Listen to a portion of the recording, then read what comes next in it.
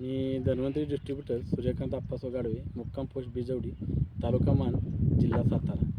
आज मी डिस्ट्रीब्युटर नसून आज तुमच्या आमच्यासारखा एक शेतकरी आहे. तर आज आपण माझ्या स्वतःच्या वटांच्या रानात उभं आहे. तर आज आपण व्हिडिओ काढण्याचं कारण एवढंच की मागच्या वेळेस आपण भुईमुग केला होता, त्यावेळेस आपण भुईमुगाचा व्हिडिओ काढला होता. तर त्यावेळेस तो व्हिडिओ पाहून आमचे सर्वांचे सिनियर डॉक्टर भारत सोनवणे आज ते डायमंडच्या पोस्टवर आहे. तर त्यांनी मला सांगितलं होतं की अजून पिकं काय आहेत तुमच्या रानात.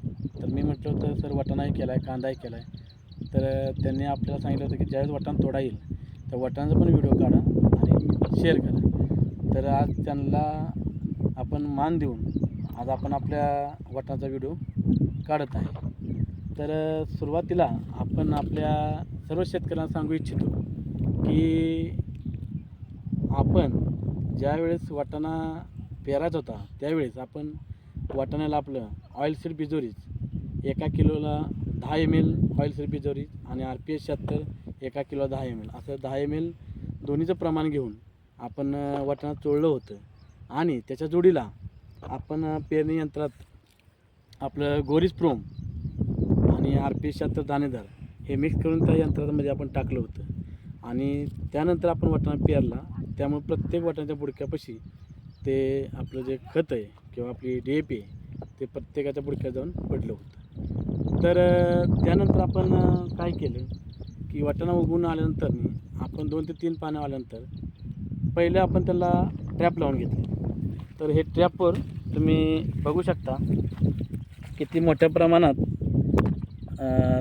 तुडतुडे, पांढरी माशी, आळी, परत उडणारी कीटकं हे चिकटलेले आहेत. तसंच आपण निळा ट्रॅपसुद्धा पाहूया.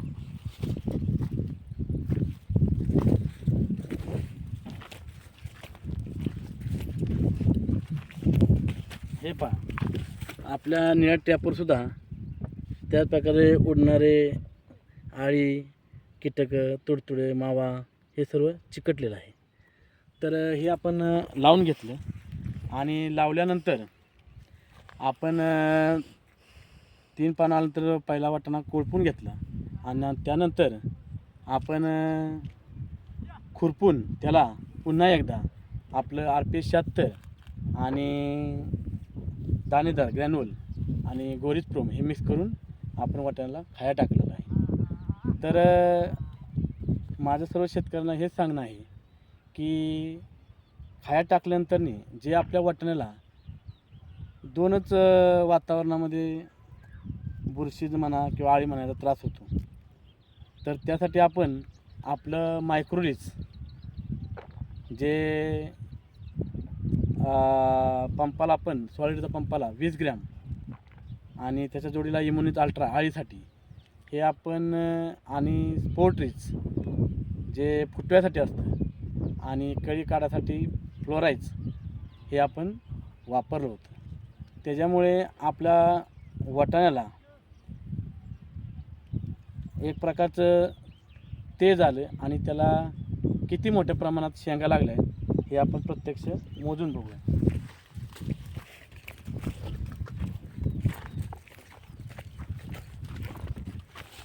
हे पहा हा एकच डाळ आहे.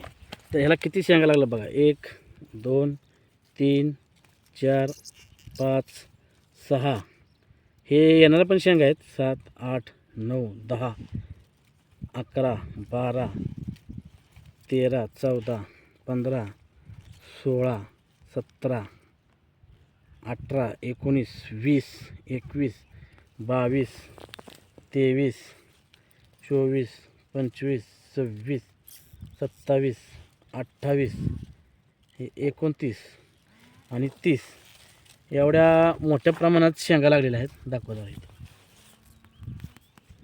तर ह्याच्यामध्ये आपण किती दाणं आहेत हे सुद्धा आपण सोलून बघूयात.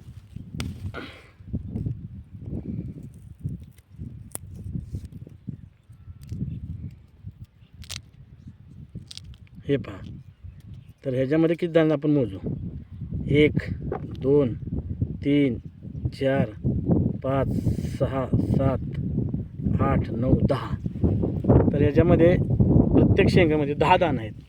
तर अशा प्रकारे आपल्या वाटाण्याला शेंगा लागलेल्या आहेत आणि त्याच्यामध्ये प्रत्येक शेंगामध्ये 10 दाणे आहेत. तर वाटाणा पेरताना आपल्या पण म्हणण्यापेक्षा ट्रॅक्टरवाला पण एक चूक झालेली आहे. तर त्यानं वाटाणा आपण 4 पोटा पेरायला लावला होता, तर त्याने ते पातळ पेरलेलं आहे. तर त्याची कसर कशी भरून काढावी, तर ह्यासाठी आमच्या सौभाग्यवती जो अश्विनी सूर्यकांत गाडवे यांनी त्यांचं डोकं चालवून वाटाण्याच्या दोन्ही साऱ्याच्या वरंब्याला घेवडा लावला आहे. तर त्या घेवड्याला किती मोठ्या प्रमाणात शेंगा आहेत हे आपण पाहूया.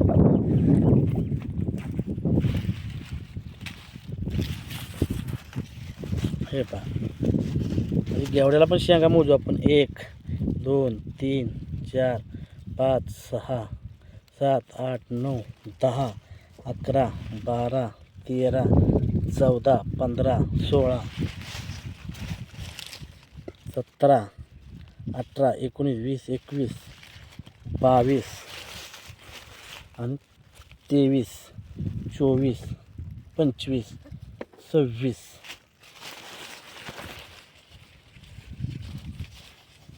27, 28, 29, 30, 31, 32. तर एका घेवड्याला पण 30 ते 32 अशा मोठ्या प्रमाणात शेंगा लागलेल्या आहेत. तर माझी सर्व शेतकऱ्यांना हीच विनंती आहे की आपण जे रासायनिक खतं मोठ्या प्रमाणात वापरून जो खर्च अफाट वाढवते, तर तो खर्च कमी करून किंवा त्याच खर्चाच्या बजेटमध्ये आपण आपलं सेंद्रिय किंवा ऑर्गॅनिक